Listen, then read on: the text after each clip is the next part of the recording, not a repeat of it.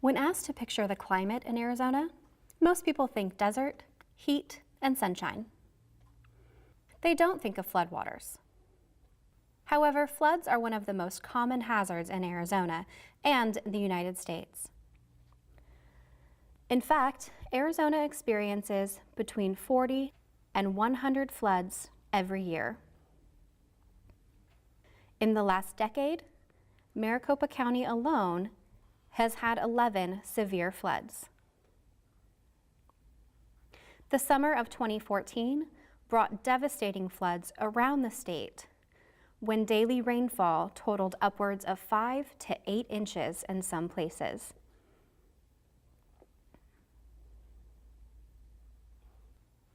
Arizona floods typically are due to 3 things: monsoon storms, winter storms, or as a result of heavy rain in a region damaged by fire.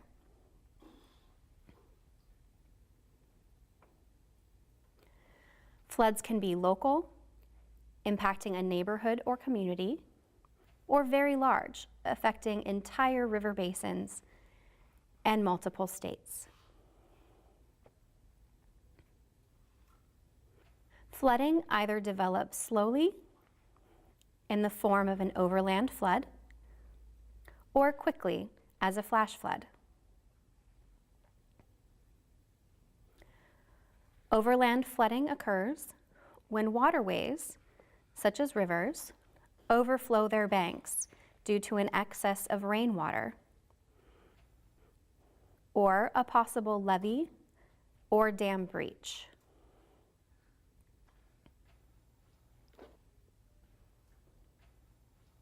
Excessive rainfall or snowmelt can also cause overland flooding when the water exceeds the capacity of streets and drains.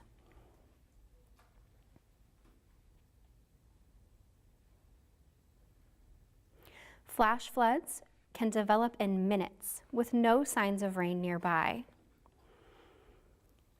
and often have fast-moving water carrying debris.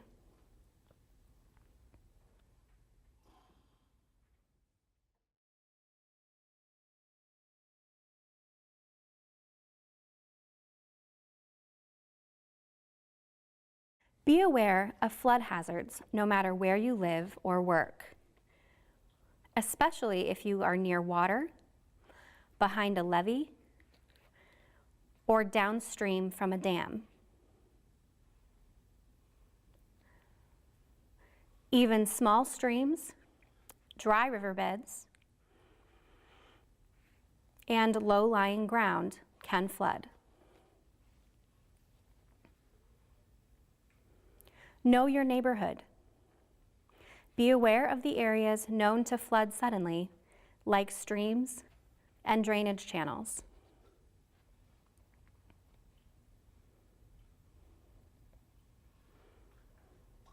Find out if your property is at risk for flood. Flood hazard maps have been created to show flood risk in every community. Flood risk is based on a number of factors, including rainfall, topography,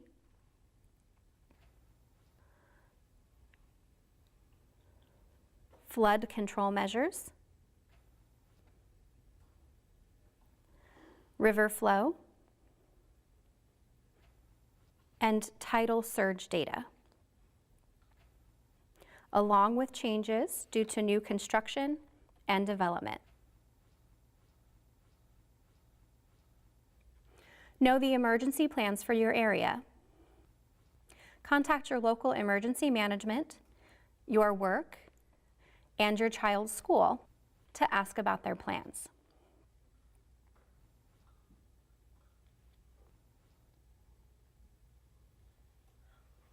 Flood losses are not typically covered under renter or homeowners insurance policies.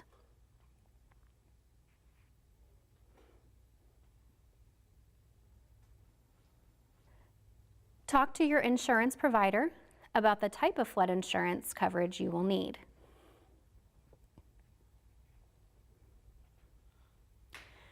There is a 30-day waiting period before flood insurance goes into effect.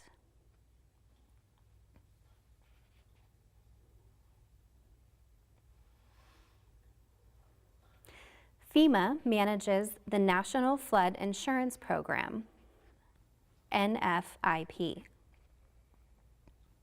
which makes federally backed flood insurance available in communities that agree to adopt and enforce floodplain management ordinances to reduce future flood damage. To find out more about the NFIP, visit www.floodsmart.gov. Even if you think you live in a community with a low risk of flooding, remember that anywhere it rains, it can flood. Prepare yourself and your family. Build a 72-hour emergency supplies kit. Find out more about a kit and plan at www.ein.az.gov.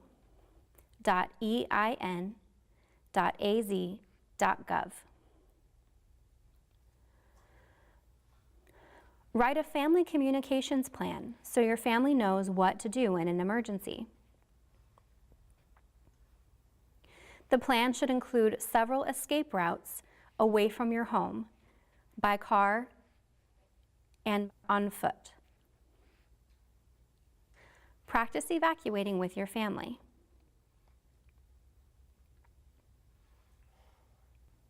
You can protect parts of your home from a potential flood.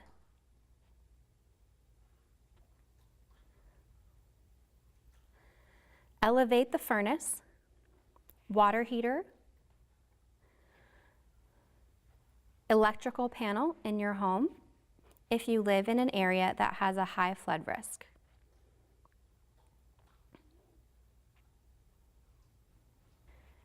Install check valves to prevent floodwater from backing up in the drains of your home.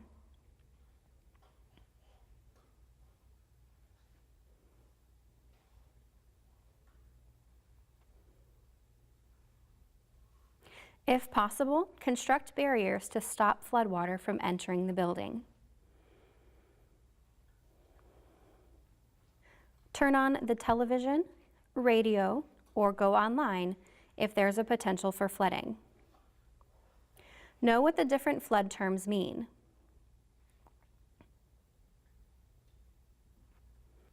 Flood watch means flooding is possible. Flash flood watch means flash flooding is possible, and you should be prepared to move to higher ground.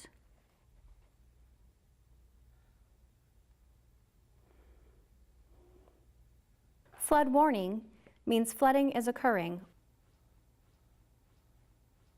or will occur soon. If advised to evacuate, do so immediately.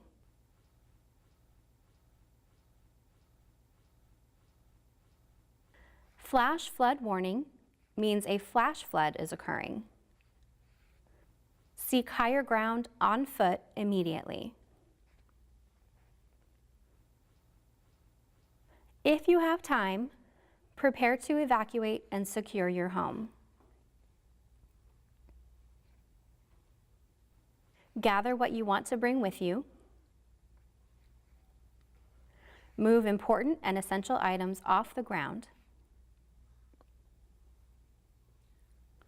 Unplug electrical appliances.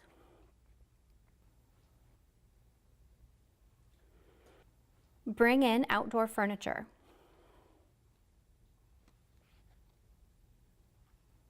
If told to do so, turn off utilities at the main switches or valves.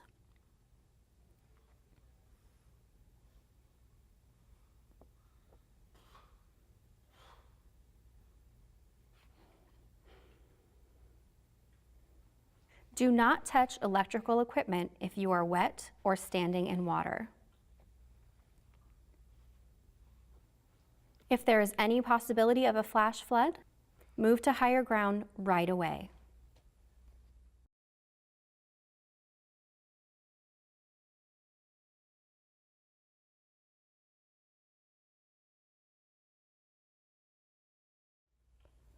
Follow orders to evacuate. Avoid walking through moving water. Just 6 inches can make a person fall. If you have to walk in water, use a stick to check the firmness of the ground and for hidden debris.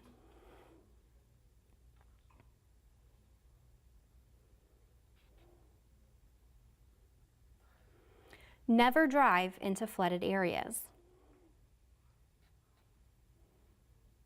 The depth of the water may not be obvious and the road may have washed out. Be extremely cautious driving at night when it is harder to recognize dangers.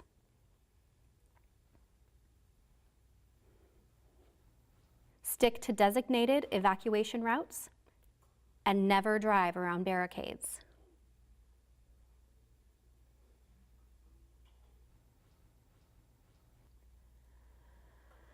Stay mindful of what is happening on the road. If floodwaters rise around your car, evacuate the car immediately and head to higher ground, if you can do so safely. 6 inches of water can cause loss of control and stalling in most passenger cars.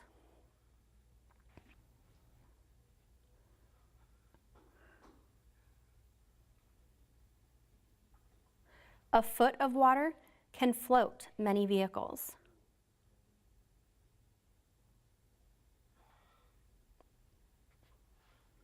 Two feet of rushing water can carry away most vehicles, including sport utility vehicles and trucks.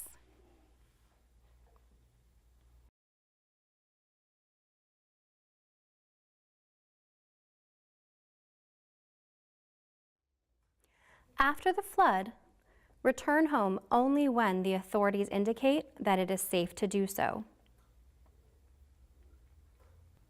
Local alerts and warning systems can also provide information.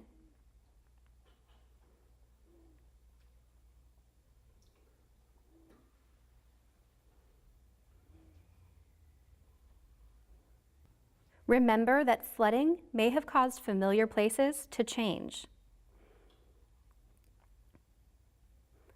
Roads and walkways may have eroded. If you must walk or drive through an area that has been flooded, stay on firm ground, avoiding water when possible.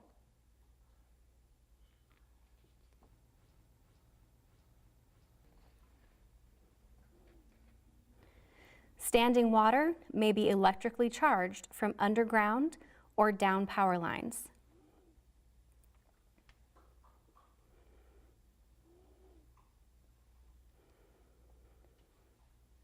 Do not go into a building that's surrounded by floodwaters.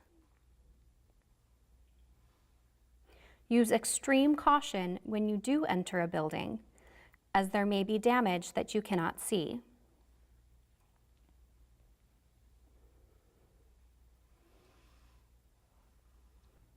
Keep your power off at the main breaker or fuse box until you've been told that it's safe to turn on.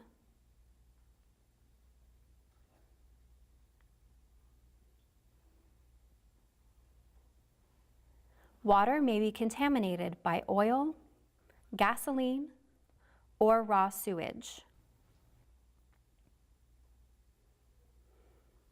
Do not drink or use it until you've been told that the water is safe to drink. Call your local emergency management office if you are unsure.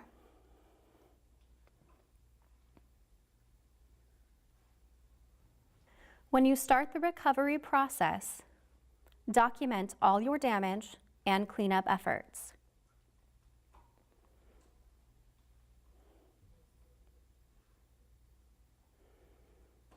Disinfect everything that got wet.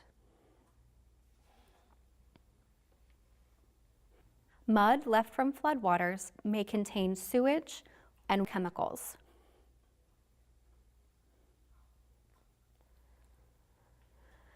Contact your insurance carrier to discuss claims.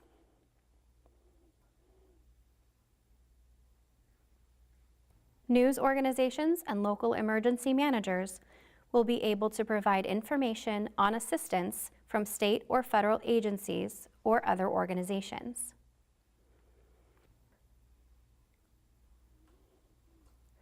Find more information about flooding online at www.floodsmart.gov or www.ready.gov.